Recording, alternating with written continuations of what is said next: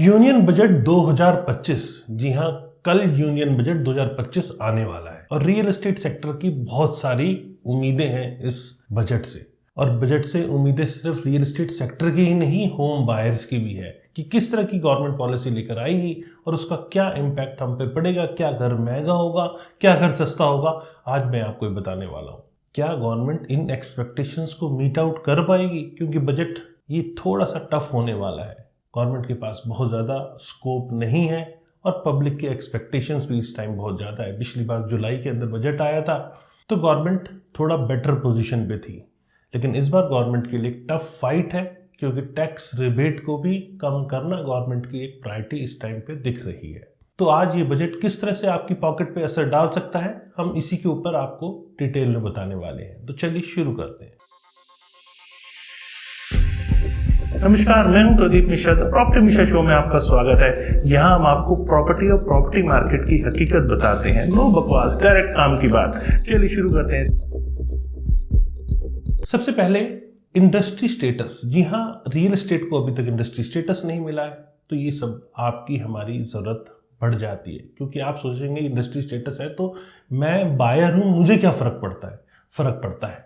फर्क इस तरह पड़ता है कि जो प्रोजेक्ट है, जब उसको कंसीव किया जाता है या उसकी कंस्ट्रक्शन की जाती है, इंक्लूडिंग लैंड बाइंग से लेकर कंस्ट्रक्शन तक, उसमें कहीं ना कहीं लोन की प्रक्रिया से वो गुजरना पड़ता है। जब इंडस्ट्री स्टेटस मिलता है तो लोन भी, इंस्टीट्यूशन लोन्स भी हैं, बहुत रीजनेबल रेट्स के ऊपर डेवलपर को मिलते हैं। जब रीजनेबल रेट के ऊपर मिलते हैं तो वो जो कॉस्ट ऑफ कैपिटल है वो बहुत ज़्यादा बायर पे ट्रांसफ़र नहीं हो पाती। जो सेलिंग प्राइस है वो रीजनेबल हो सकता है। तो कोई भी बिजनेसमैन ये मान लीजिए कि बगैर प्रॉफिट के ऐड किए हुए आपको प्रोडक्ट नहीं बेचता, तो उसका जो कॉस्ट है, कॉस्ट ऑफ जो डिलीवरी है, जो आपको प्रोजेक्ट पूरा रेडी करके दे रहा है, उसकी कॉस्ट क्या आ रही है, उस पर बहुत सारी चीज़ें डिपेंड करती है। तो एनबीएफसी का प्रॉपर कम इंटरेस्ट रेट के ऊपर लोन दे पाए, उसके लिए एक इंडस्ट्री स्टेटस बहुत ज़रूरी है। इस सेक्टर में अगर इंडस्ट्री स्टेटस मिलता है तो रियल एस्टेट सेक्टर में बहुत सारे बड़े बदलाव हो सकते हैं।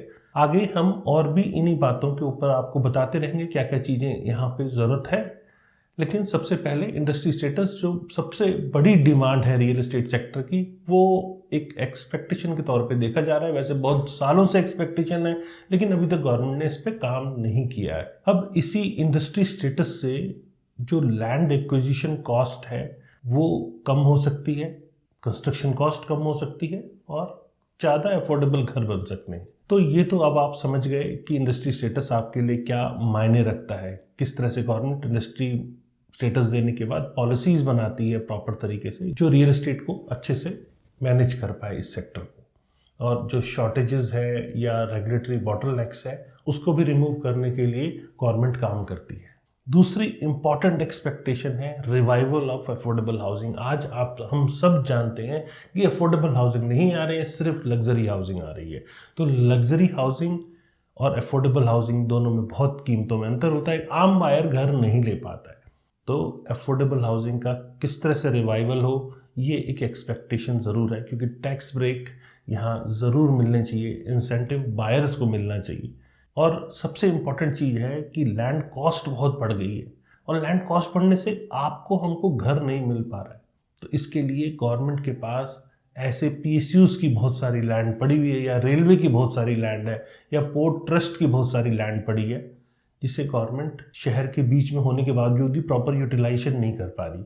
तो इन लैंड्स को रिलीज किया जाए और कंट्रोल वे में इसे डेवलपर को दिया जाए, या प्राइवेट एजेंसी को दिया, या गवर्नमेंट खुद डेवलप करे, जिससे आम आदमी को अफोर्डेबल हाउसिंग का घर मिल पाए।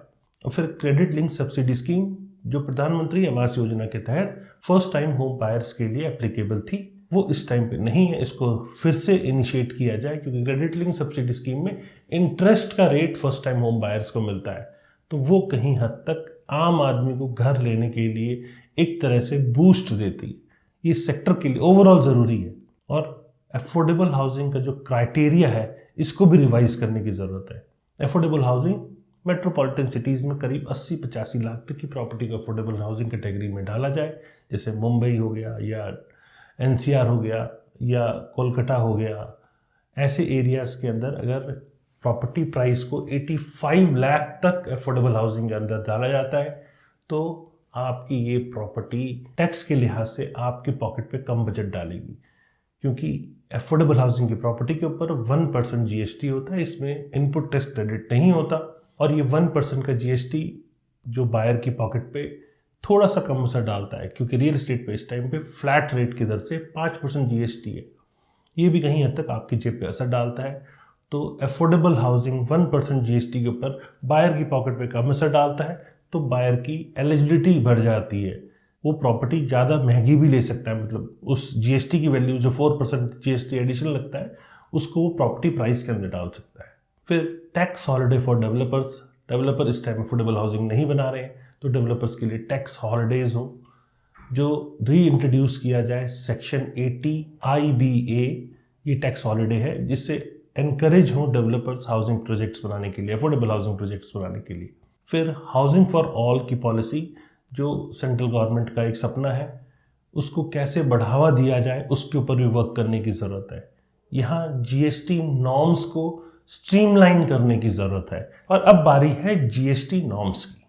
जी हाँ, जीएसटी नॉर्म्स कैसे आपके बजट पे असर डाल सकते हैं, ये भी आपके लिए समझना बहुत इंपॉर्टेंट रहेगा, क्योंकि आईटीसी इनपुट टैक्स क्रेडिट ये आप सब जानते होंगे, नहीं जानते तो मैं शॉर्ट में समझा देता हूँ। कोई भी अगर डेवलपर कंस्ट्रक्शन कर रहा है, जो रॉ मटेरियल वो खरीद रहा है, उसका वो इनपुट टैक्स क्रेडिट लेता है। तो यहाँ इनपुट टैक्स क्रेडिट डेवलपर को नहीं मिलता, तो वो टोटल टैक्स जो फ्लैट दर से 5% चार्ज करता है और डेवलपर की कॉस्ट बढ़ जाती है।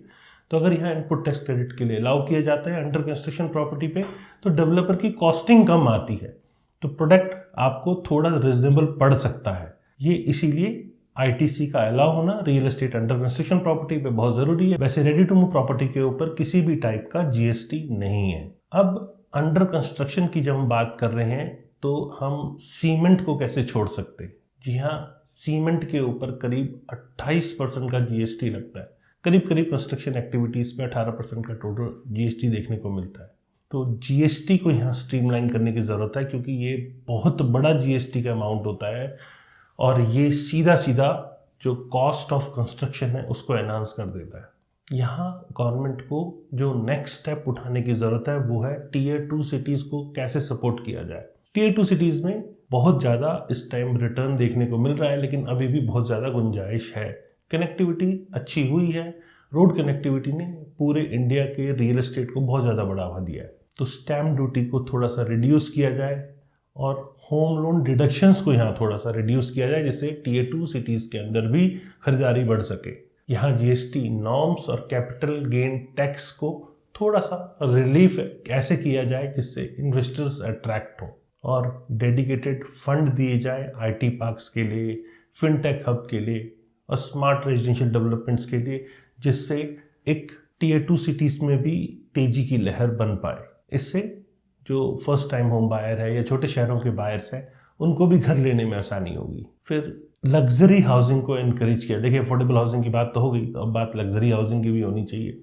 ग्रीन कंस्ट्रक्शन किस तरह से लग्जरी हाउसिंग में हो जिससे एक सस्टेनेबल डेवलपमेंट नज़र आए, तो उसके लिए बेटर पॉलिसी बना के इंसेंटिव्स देना, जिससे कि लग्जरी हाउसिंग ज़्यादा से ज़्यादा इनकरेज हो पाए। क्योंकि सब तो अफोर्डेबल हाउसिंग नहीं ले रहे, कुछ ऐसा भी तबका है कोविड के बाद देखने को मिला है जो लग्जरी हाउसिंग की तरफ भी गया है। वैसे लग्जरी हाउसिंग आम भाषा में बात करें तो 1.5 करोड़ से ऊपर की प्रॉपर्टी लग्जरी हाउसिंग के अंदर काउंट की जाती है। तो लग्जरी हाउसिंग में अगर ग्रीन कंस्ट्रक्शन है और सस्टेनेबल डेवलपमेंट है, ऐसी पॉलिसी बनाई गई है या डेवलपर ने किया है, तो उसे किसी हद तक इंसेंटिव्स भी देने की ज़रूरत है। और ऐसे इनिशिएटिव्स लग्जरी होम्स की डिमांड को बढ़ाएंगे, और ओवरऑल जब रियल एस्टेट चलता है तो उससे रिलेटेड एंसिलरी इंडस्ट्रीज में बहुत ज़्यादा डिमांड आती है और उससे इकोनॉमी चलती है। तो रियल एस्टेट को कैसे रेगुलेट किया जाए, वैसे रेरा ला के रेगुलेट करने की कोशिश की गई है, लेकिन कितना रेगुलेट अब तक हो पाया ये आप और हम सब जानते हैं। तो यहाँ पर गवर्नमेंट को और वर्क करने की ज़रूरत है। फिर अगली एक्सपेक्टेशन है कि कंस्ट्रक्शन तो हो रही है, लेकिन अपस्किलिंग जो वर्कफोर्स की है वो कहीं हद तक नहीं हो रही, और स्ट्रीमलाइन अप्रूवल्स को नहीं किया जा रहा। अभी भी अप्रूवल्स के लिए बहुत लंबा समय लगता है, सिंगल विंडो क्लियरेंस आज भी नहीं है। तो इससे क्या नुकसान होता है वो आप हम सब जानते हैं। जब समय लगता है लैंड खरीदने के बाद प्रोजेक्ट के एग्जीक्यूशन तक लाने में, तो ये कॉस्ट ऑफ कैपिटल बढ़ा देता है। मतलब जो प्रोडक्ट आपको रेडी मिल रहा है, अपार्टमेंट हो या प्लॉट हो, कहीं हद तक उसकी लागत को वो बढ़ा देता है। तो सिंगल विंडो सिस्टम किया जाए या टेक्नोलॉजी इंटीग्रेशन किया जाए इसके अंदर कि सिंगल विंडो सिस्टम हो, और कहीं हद तक कंस्ट्रक्शन की जो क्वालिटी है या अर्बन डेवलपमेंट की जो क्वालिटी है उसको भी कंट्रोल करने की ज़रूरत है। ये एक इम्पॉर्टेंट फैक्टर है जो कि आपके बजट पे या कंस्ट्रक्शन क्वालिटी पे या आपके आसपास के एम्बियंस पे सीधा फर्क डालता है। तो यहाँ मॉडर्न गवर्नेंस फ्रेमवर्क किस तरह से लाया जाए, प्लानिंग को कैसे सस्टेनेबल बनाया जाए, सस्टेनेबल सिटी की तरफ लेके जाया जाए, इसकी सख्त ज़रूरत है। फिर अब बारी है होम बायर्स की। जी हाँ, टैक्स बेनिफिट्स होम बायर्स को देने चाहिए, टैक्स इंसेंटिव्स देने चाहिए जो फर्स्ट टाइम होम बायर्स हैं उनको। और अगर कोई रियल एस्टेट में अपनी सेविंग से सेकंड प्रॉपर्टी भी खरीद रहा है तो मैं तो कहूँगा उनको भी, रिपीटेड कस्टमर को भी कहीं हद तक टैक्स बेनिफिट्स का प्रोविज़न रखना चाहिए। अफोर्डेबिलिटी कैसे इंक्रीज हो उसके ऊपर गवर्नमेंट को फाइनेंशियल मेजर्स लेने की ज़रूरत है। ये होम बायर अगर चलेंगे या होम बायर अगर प्रॉपर्टी ले पाएंगे तभी रियल एस्टेट सेक्टर को पूरा फायदा होगा। और अब बारी है ग्रीन बिल्डिंग इनिशिएटिव्स की। जी हाँ, गवर्नमेंट को ऐसे इंसेंटिव्स देने चाहिए जिससे ग्रीन बिल्डिंग इनिशिएटिव हो और इको फ्रेंडली कंस्ट्रक्शन मेथड को यूज़ किया जा सके, क्योंकि इससे इन्वायरमेंटल कंसर्न्स कहीं हद तक सॉल्व हो सकते हैं। तो ये तो थी रियल एस्टेट सेक्टर की डिमांड जो यूनियन बजट 2025 से है। ये अगर इस पे काफ़ी काम किया जाए तो मेरे को लगता है इस पूरे सेक्टर को अच्छा बढ़ावा मिल सकता है। कैसी लगी आपको मेरे द्वारा दी गई ये जानकारी? अगर जानकारी पसंद आई तो लाइक, कमेंट, शेयर करना ना भूलें। और फ्यूचर में और ऐसे रेगुलर इन्फॉर्मेटिव वीडियोस देखने के लिए इस चैनल को सब्सक्राइब करें। नमस्कार, जय हिंद।